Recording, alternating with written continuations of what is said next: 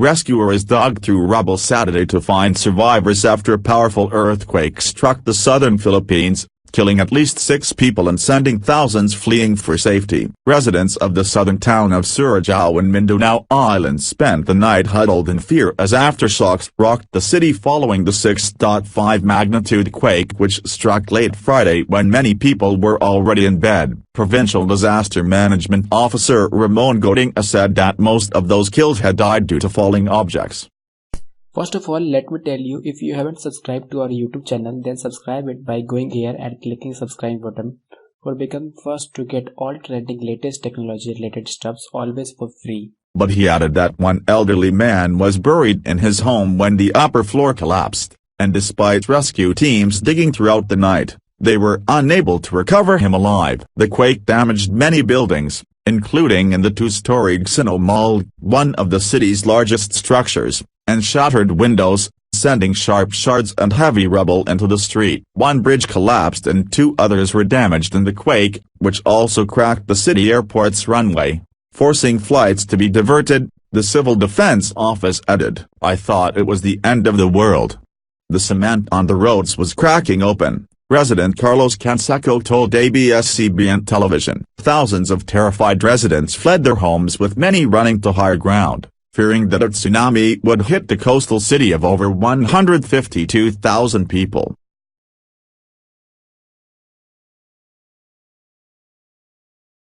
Regional Civil Defense Chief Rosario Arnold Gonzalez said several houses had collapsed and search and rescue teams had been dispatched to make sure no one was inside.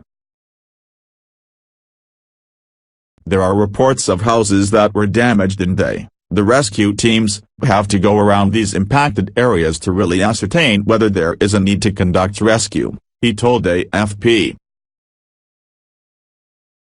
The disaster also knocked out both power and water services in Surigao City and surrounding areas.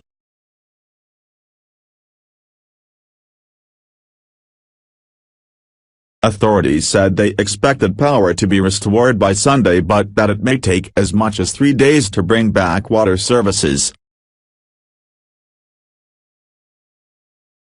Mass hysteria.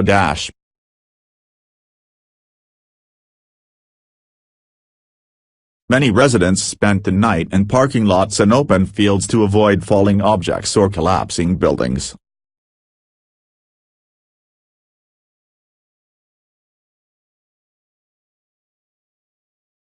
Hospital staff temporarily brought bedridden patients outside until the aftershocks ceased.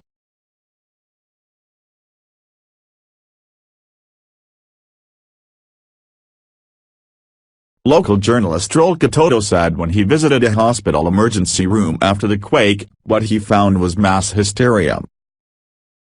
There were a lot of wounded patients coming in and all the patients who were, already, confined were rushing outside. They were afraid the hospital would collapse, he told AFP.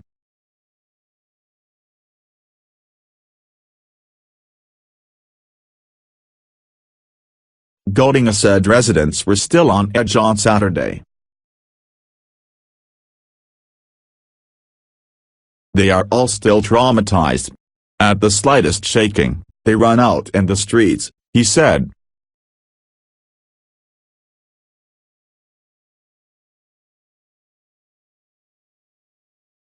President Rodrigo Duterte's spokesman Ernesto Abella assured the public that the government was ready to assist them.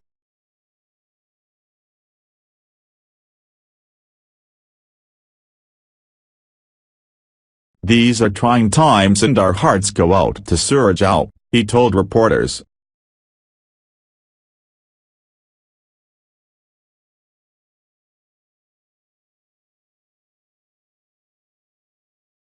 The Philippines lies on the so-called Ring of Fire, a vast Pacific Ocean region where many earthquakes and volcanic eruptions occur.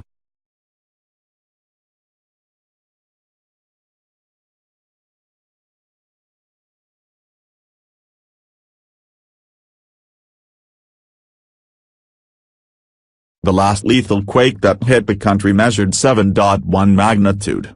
It left over 220 people dead and destroyed historic churches when it struck the Central Islands in October 2013.